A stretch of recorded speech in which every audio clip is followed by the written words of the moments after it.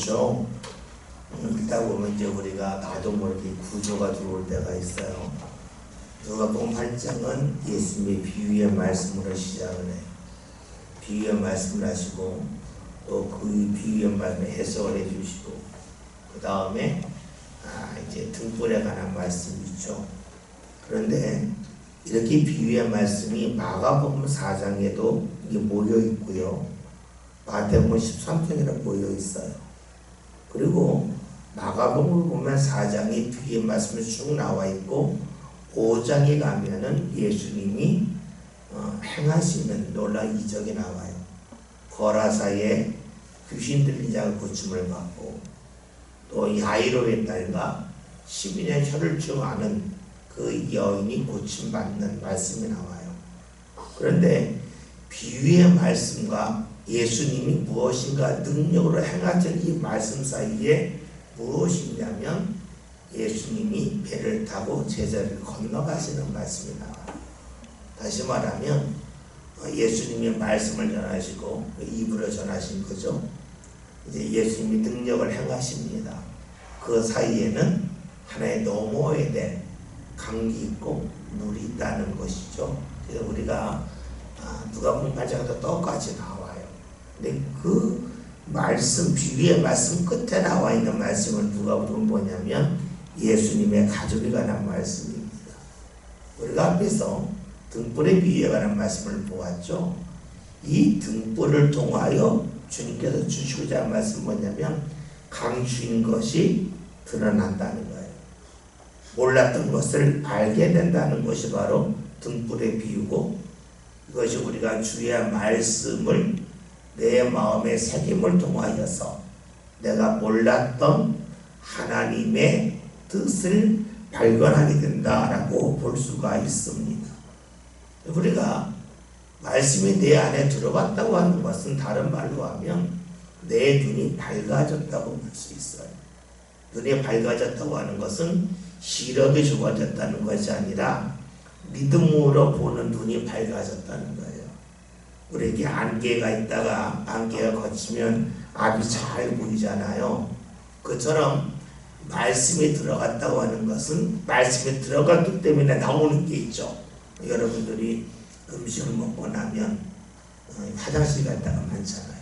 그처럼 말씀이 들어오면 나가는 게 있는데 무엇이 나가냐면 내 생각이 나간다는 거예요. 우리가 사람이 한계가 있기 때문에 다 채울 수가 없어요. 무언가 들어오면 나가야 돼요.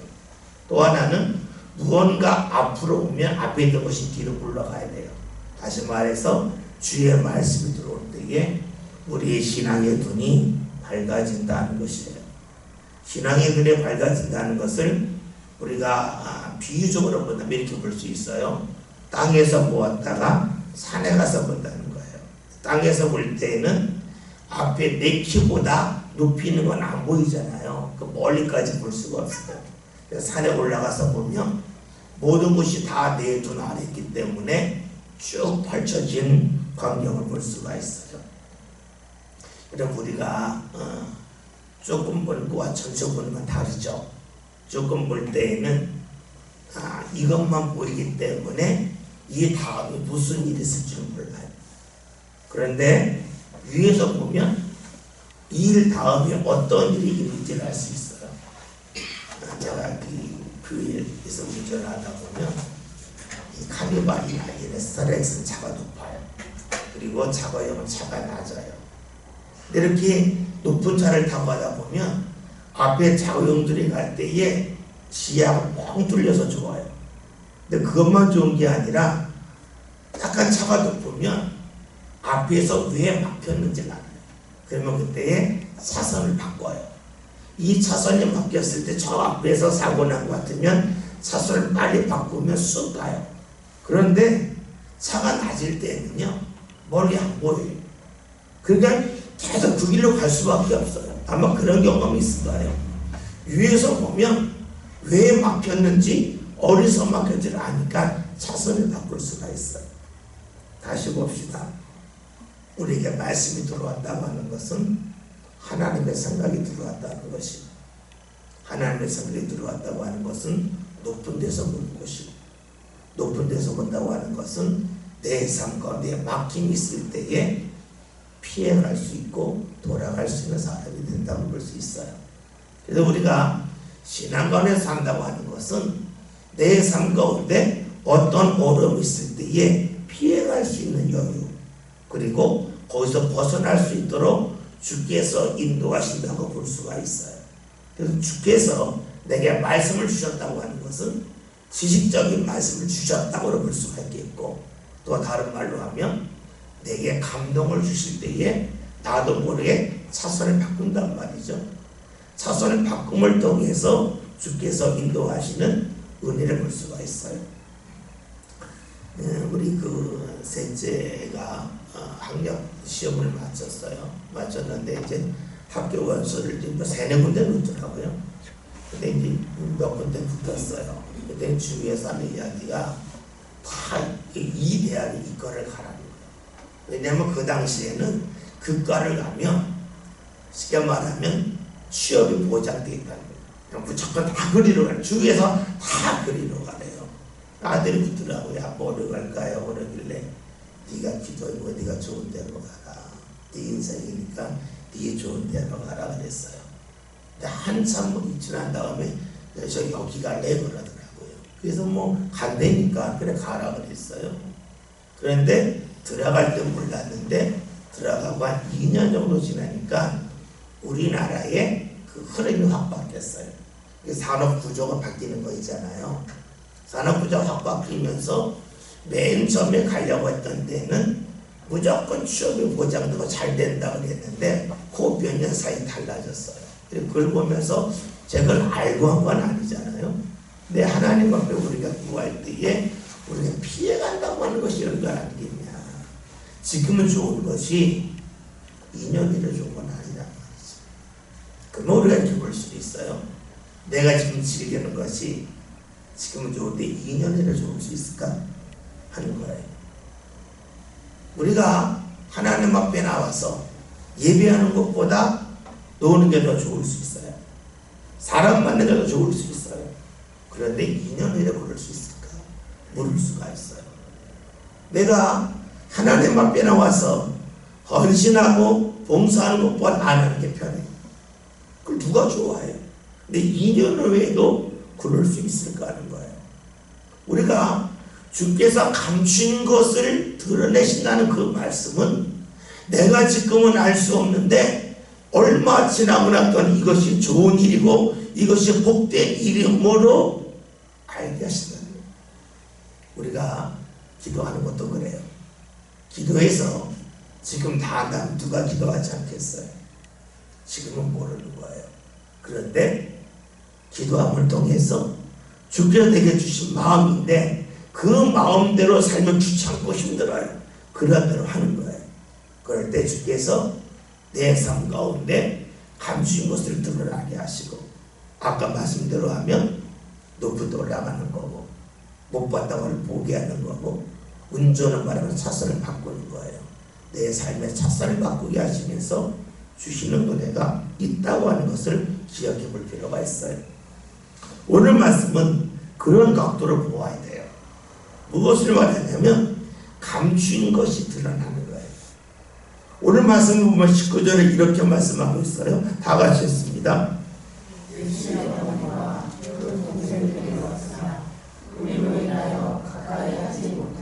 아멘. 예수님이 원래 고향이 나사렛이에요. 그리고 예수님 활동하시는 것은 갈릴리 호수, 갈릴리 바다, 또 디베라 바다, 또 게네사렛 호숫가라고 하면 다 같은 말이에요. 그런데 예수님이 사셨던 어렸을 때 고향의 나사렛도 갈릴리 지방이에요. 근데 갈릴리 지방에 갈릴리 호수가 있어요. 그러나 나사렛과 갈릴리 호수는 거리가 3-40km가 돼요. 상당히 돼요. 근데 예수님께서 그 나사렛에서 활동하지 않으시고 갈릴리 호수가에 있는 지역에서 활동하셨어요. 가장 많이 활동하신 지역이 가버나움이에요. 제가 예전에 신학생 때에 이 교단했던 공과를 보면 이런 거 있었어요. 나사렛 사람과 가버나움 사람들. 나사렛은 예수님이 자란 곳이지만 나사렛의 특징은 예수님을 배척하는 곳.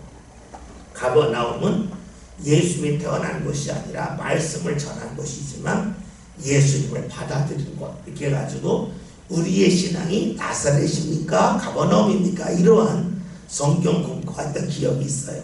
어쨌든 예수님이 나사렛에서 배척을 당하고 가버나움에서는 사람들이 인정을 받아요. 다시 말하면 가버나움에서는 인기 절정이었어요. 생각해 봅시다. 예수님이 30세까지 부모님 밑에 있었다고 하는 것이 누가복음 3장에 나와 있는 말씀이에요. 그리고 누가복음을 보면 예수님이 실제로 활동하신 것이 1년인데 요한복음을 보면 6월절이 3번이 나와요. 2장에 나오고 6장에 나오고 13장에 나와요. 그래서 예수님이 33세에 십자가 달리셨다고 하는 것은 누가복음 3장에 예수님 활동하실 때가 30세쯤 되었다라는 말씀과 요한복음에 나오는 6월절을 3번 더해서 예수님이 30세부터 3년 동안 활동하셨다. 이 활동하신 것이 예수님 개인을 위한 것도 아니고 가족을 위한 것도 아니고 모든 사람을 위한 거라 해서 이것을 다른 말로 공생애라고 그래요. 예수님이 공적으로 활동한 생애가 3년이라고 말해요. 그런데 예수님이 30년 동안 부모님 밑에 있을 때에 예수님이 이적을 행하신 것도 아니고 그렇다고 해서 예수님이 놀라운 지혜의 말씀을 전한 것도 아니에요. 그냥 묵묵하게 부모를 도왔어요. 그리고 나서 그 나사렛을 떠나서 갈릴리 호수 지역에 있는 가버나움 동네에 왔을 때에 말씀을 전하시고 능력을 행하세요. 우리가 잘 아는 산상수도 가버나움이 바로 갈릴리 호수에서 서쪽에 있는데 거기서 약간 북쪽으로 올라가면 산이 있는데 거기가 흔히 말하는 팔복산이라고 해요. 산상수를 전한 그 산이라고 해요. 그러니까 다 그 지역이에요. 봅시다. 30년 동안 예수님을 보면서 그냥 아들로 생각했어요. 근데 어느 날 보았더니 이 아들이 자기가 생각한 아들이 아니에요. 동생들도 마찬가지예요. 그냥 어렸을 때 보았던 형이었는데 어느 날 보았더니 내가 알던 형이 아니에요. 오늘 우리가 읽은 말씀 본문 이후에 감춘 것이 드러난다 그랬잖아요. 등불이 밝혀지면서 감추어졌던 것이 드러난다 그랬잖아요. 그러니까 이 말씀은 예수님의 가족들이 볼 때에 감추어졌던 예수님이 드러나는 거예요. 몰랐던 예수님을 알게 되는 거예요. 그래서 그 예수님의 소문을 듣고 예수님의 가족들이 멀리서부터 즉 나사렛에서부터 가버나움까지 왔다는 것이 오늘 19절의 말씀으로 볼 수가 있습니다. 나사렛에서 주목받지 못했던 예수님이 이제 주목을 받습니다. 그래서 19절 예수의 어머니 동생들이 왔는데 무리가 너무 많아요. 인기가 많아서 많은 사람들이 말씀을 듣고자 모였기 때문에 무리가 많았고 그래서 가까이 가지 못했다는 말씀이에요. 20절 함께 봅니다.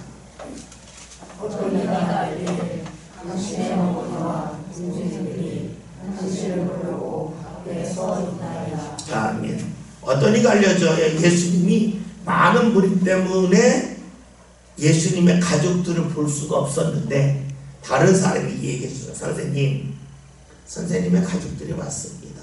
그런데 밖에 있습니다는 거예요. 왜 밖에 있다고 표현했을까? 정말로 이해하기는 어려워요. 어쩌면 거기에 어떤 그 성터가 있어서 그 성터 밖에 있었기 때문에 밖에 있었다라고 말할 수도 있어요. 그런데 이렇게 볼 수도 있어요. 지금 예수님의 말씀을 듣는 이들은 믿음 안에 있어요. 예수님의 말씀을 들을 때 하나님의 말씀으로 들어요. 그런데 그 밖에 있는 믿음 밖에 있는 그의 가족들은 하나님의 말씀을 전한다고 여기지 않고 지혜롭네? 대단하네? 하면서 인간적으로 해석할 수 있다는 거예요. 여러분 그렇잖아요.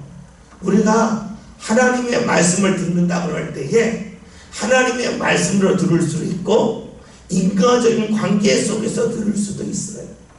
가령 제 자녀가 여기 앉아있다고 생각해 봅시다. 제가 설교한다고 할 때에 제 자녀가 우리 아버지가 오늘 하나님의 말씀을 전한다고 생각할 수 있고 또 우리 아빠가 오늘 잘하네 못하네 이럴 수도 있어요. 임장로님 앞에서 찬양할 때에 우리 임석 집사님이 어렸을 때는 우리 아빠가 하면 노래한다 라고 할 수도 있겠고 또 어느 날은 우리 아빠가 하나님의 역사 속에서 찬송한다 할 수도 있어요. 다시 말하면 믿음으로 볼 수도 있고 인간적인 관계 속에서 볼 수도 있어요. 그렇다면 오늘 말씀은 밖에 있다고 표현한 이유는 예수님의 가족들은 예수를 볼 때에 인간적으로 보았다라고도 볼 수 있습니다. 사실 이것이 힘든 일이에요. 이것이 어려운 일이에요. 말씀을 들을 때에 인간적인 생각을 딱 끊어버리고 하나님의 말씀으로 듣는 것이 어려워요. 다시 말하면 말씀을 들을 때에 믿음 안으로 쑥 들어와서 믿음 가운데 말씀 듣는 게 어렵다는 거예요. 여러분 그렇잖아요.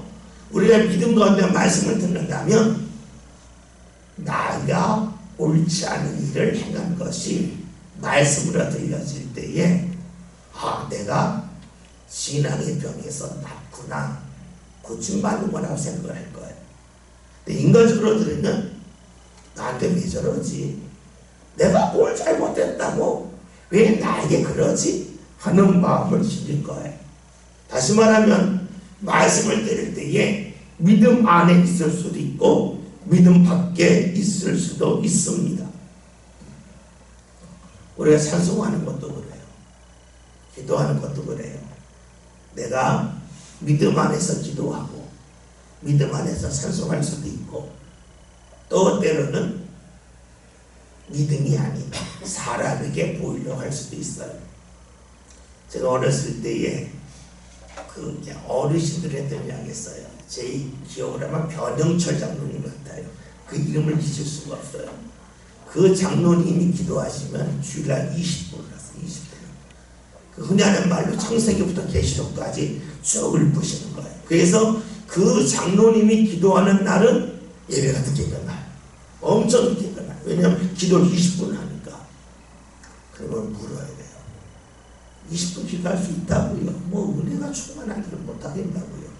그럼 그분이 새벽기도 몇 분을 해야 될까요? 대표기도 20분 할 정도면 새벽기도는 한 1시간, 2시간 해야 될 것 아니에요? 그런데 그렇지 않더라고요. 제가 새벽기도 그 당시 안 했기 때문에 모르는데 제가 되고 있을 때 어떤 장로님이 계셨는데 그 장로님 부목사님 있을 때인데 강단에서 올라가서 기도하면 울어요. 막 울면서 10분 가까이. 근데 새벽에는 소리가 안 들려요. 기도 소리가 전혀 안 들려요. 그 새벽 기도했던 데가 우리 분당보다는 작아요. 근데 그분이 기도할 때에 기도 소리 전혀 안 들려요. 놀랍게도 강단에 올라가면 울면서 기도하셨던 그 장로님이 새벽 기도할 때는 소리가 안 들려요. 그때 제가 20대 후반이 했는데 정말 시험이 들더라고요. 저 장면은 도대체 왜 기도할까? 아니 강대상에서 저렇게 울면서 기도하실 분이면 밑에서 더 울 텐데 이상하게 많은 사람 앞에서 기도할 때는 울고 혼자 할 때는 소리로 안 나고 울지도 않고 짧게 끝나고 가요. 이상하잖아요. 무엇을 말해요? 정말로 믿음으로 기도하는 걸까? 아닌가에 대해 우리는 의심하게 돼요. 그런데 기도만 그런 게 아니에요. 우리가 행하는 헌신도 내가 믿음 안에서 했느냐 믿음 밖에서 했느냐를 알 수 있어요. 믿음 안에서 하는 건 뭡니까? 다들 일꾼 삼으신 것에 감사하는 거예요. 내가 일할 수 있는 기회를 주신 게 감사한 거예요. 하나님이 나에게 하나님에 참여할 수 있는 기회를 주시기에 감사한 게 믿음입니다. 믿음 밖에서 나가면 어떻게 될까요? 왜 나만 이래야 되지? 왜 사람이 이렇게 없지? 이런 마음이 들어오는 거예요. 그러니까 우리가 말씀을 들을 때도 믿음 안에 듣고, 기도할 때도 믿음 안에서 하고, 헌신할 때도 믿음 안에서 하는 것이 의외로 어렵다는 거예요. 여러 번 말씀드렸죠. 우리가 주를 바라본다고 하는 것이 무엇일까? 우리 찬송 중에 주만 바라볼지라. 왜 만자가 붙었을까? 주만 바라본다는 것은 다른 걸로 하면 옆 사람을 안 본다는 거예요.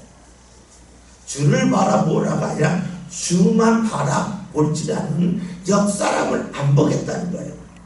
옆 사람과 비교하지 않겠다는 거예요. 그래야만 믿음의 길을 개선한다는 거예요. 옆을 바라보는 순간에 우리는 믿음의 길을 갈 수가 없어요.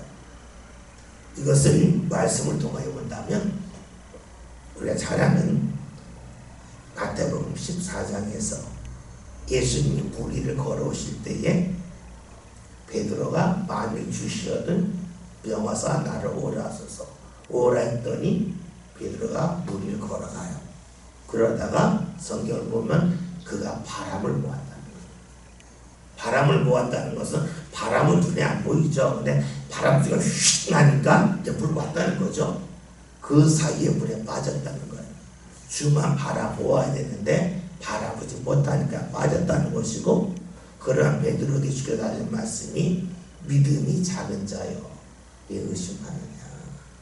다시 말하면 주를 바라보다가 옆 사람과 비교하는 사람이 믿음이 작은 자라 하는 말씀으로 볼 수가 있습니다. 오늘 어쨌든 말씀에서 주께서 말씀을 전하실 때에 가족들이 왔는데 밖에 있었다. 오늘 우리들도 혹여나 밖에 있을 수 있다는 것을 살필 필요가 있습니다. 이제 이 말씀을 경험적으로 봅시다. 우리가 어린애를 볼 때에 어린애를 직접 양육한 부모와 양육하지 않는 부모가 그 어린이를 대하는 게 다릅니다. 다시 말해서 직접 양육한 부모는 자녀가 속색이고 말 안 들을 때에 어떤 마음이 드냐면 부모가 얼마나 마음이 아플까 그래요. 근데 안 키워본 사람은 그래요. 아니 부모가 뭐해 지 하나 못 잡고 그래요. 보세요. 직접 키운 사람은 자녀가 잘못하고 잘못된 길로 갈 때 옆에서 저 부모 마음 얼마나 아플까, 얼마나 찢어질까 그래요. 근데 키워보지 않은 사람은 부모가 돼서 애 하나 못 잡나? 도대체 뭐 하는 거야? 라고 말해요. 그렇죠? 신앙으로도 마찬가지예요. 신앙으로 볼 때에 자녀가 신앙 가운데 서지 않을 때에 누가 이렇게 말해서 부모가 돼서 어떻게 자녀 하냐 신앙 가운데 뭐 이끌어내 이렇게 말할 수도 있고, 또 어떤 부모는 얼마나 마음이 찢어질까 할 수도 있어요. 근데 봅시다. 자녀가 속색인 걸 보면서 얼마나 부모의 마음이 찢어질까라는 말을 누가 할까요? 자기 자녀가 속색인 경험이 있는 부모예요.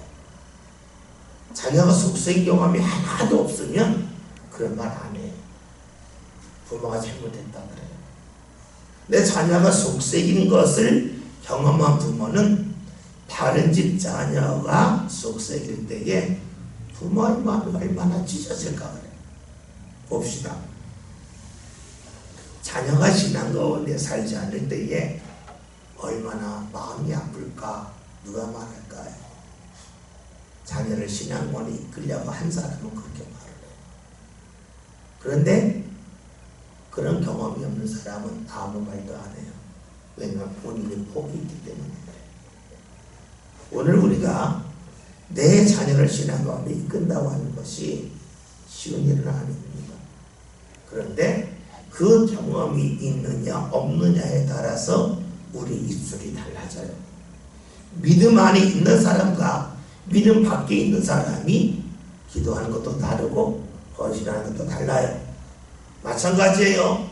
내 자녀를 믿음 가운데 이끌기 위하여 내가 얼마나 힘썼느냐에 따라서 말하는 게 달라져요. 여러분들이 자녀가 말을 안 듣는데 어쩔 수 없지 할 수도 있어. 근데 말씀드렸죠. 가족이 무엇이 가족일까? 대신 할 수 있어야 가족이에요. 대신 감당하려고 가족이에요. 그러기에 오늘 이런 말씀이 나오고 21절 봅시다. 예수께서 대답하여 이르시되 내 어머니와 내 동생들은 하나님의 말씀을 듣고 행하는 이 사람들이라 하시니라. 아멘. 우리가 말씀을 조심할 것은 이 말씀을 믿음으로 믿지 않으면 아주 나쁜 말씀이에요. 무슨 말씀이냐면 이 말씀을 잘못 인용하면 여러분 교회 왔을 때에 여러분 성경에 있잖아요. 여러분 가족 중에 교회 안 다니고 말씀 안 듣는 가족 아니에요. 성경에 근거가 있잖아요. 말할 수 있어요. 우리 간혹 이단들 보면 성경을 근거로 설명을 하는데 아주 엉뚱하게 해서 그래요. 뭐냐면 말씀은 있는데 본문의 맥락 속에서 말씀을 읽지 않고 내 필요에 따라서 말씀을 봐요. 그러니까 이 말씀을 잘못 읽으면 여러분 가족 중에 교회 안 다녀요? 가족도 아니에요. 여러분 교회는 옆에 있는 분이 여러분의 가족이에요. 예수님 그렇게 사셨잖아요. 그게 믿음이라고 말할 수 있어요. 그런데 살필 필요가 있어요. 예수님이 왜 이 말씀을 하셨을까 하는 거예요. 먼저 생각할 것은 이것은 예수님이 가족들을 손가락질하기 위한 말씀이 아니라는 거예요. 왜냐하면 이 말씀을 하실 때에 가족들은 밖에 있었잖아요.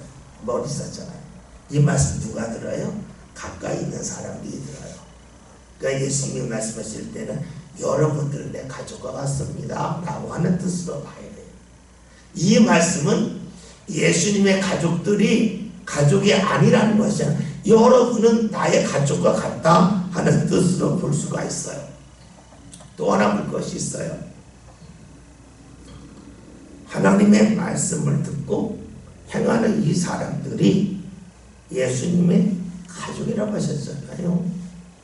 그러면 무엇이 가족일까 생각해 봅시다. 가족은요, 같은 경험이 있어야 가족이에요. 같은 경험이 있어야 가족이에요. 지금 제가 조금 나이가 들면서 보니까 제 주위에 간혹 재혼하는 사람이 있어요. 제 친구들 중에도. 왜냐하면 사별해서 재혼하기도 하고, 때로는 결혼한 지 얼마 안 돼서 부부 사이가 안 좋아서 이혼했다가 혼자 오랫동안 살다가 자녀들이 이제 다 커서 나갈 쯤 되니까 그때 이제 자신의 삶을 살려서 재혼하는 그런 친구들이 있어요. 그러면 여러분 재혼했다고 하는 것은 무엇을 말하냐면 지금부터 시작이라는 거예요. 지금부터 시작이라고 하는 것은 지금까지 내 삶 가운데 몇십 년을 살아왔는데 함께 공유할 부분이 없다는 거예요. 우리가 무엇이 가족이에요? 가족은 같은 것을 경험하여 가족이에요. 그래서 같은 것을 경험했기 때문에 대화의 소재가 많은 거예요. 그런데 같은 경험이 별로 없어요. 공동의 경험이 없으면 만났지만 할 말이 없어요. 그래서 많은 이들이 경험을 만들자고 해요. 많은 부모들이 자녀들에게 소중한 추억을 남겨주고 싶어요. 그래서 놀러도 가고 여행도 가고 맛있는 것도 사 먹으러 가고 그래요. 왜냐면 추억을 만들어주려고. 그런데 여러분 그것도 추억이지만 함께 많은 것을 반복적으로 함을 통하여 함께 할 수 있는 공간이 있어요. 그것이 가족이에요. 그래서 대화의 소재가 많아집니다. 그런데 가족은 또 이렇게 볼 수도 있어요. 무엇이 가족일까? 무엇이 통제일까? 그것은 부모의 유산을 나눌 수 있다는 거예요. 여러분, 친구는 내 부모의 유산을 나와 나눌 수가 없어요. 그러나 나의 형제는 내 부모의 유산을 나눌 수가 있어요. 유산만 나누는 게 아니에요. 내 부모의 영향력을 함께 받고 그 속에서 살아갈 수 있어요.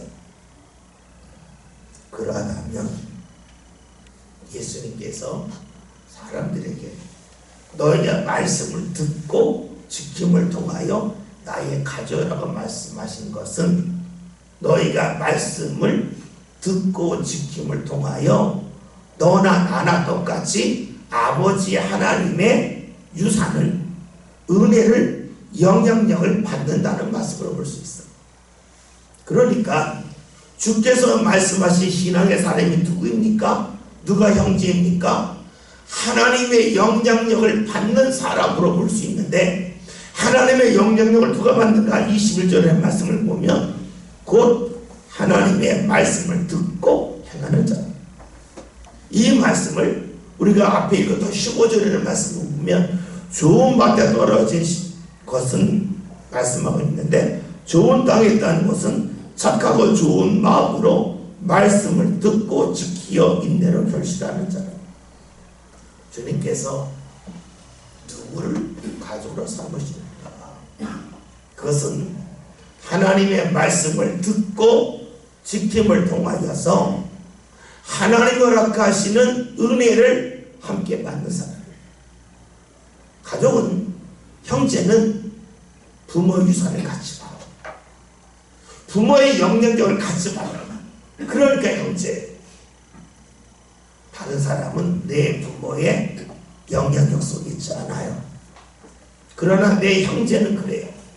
근데 예수님은 오늘 우리들에게 원하시는 것이 주의 형제가 되기를 원하세요. 그것은 말씀을 듣고 지키라는 거예요.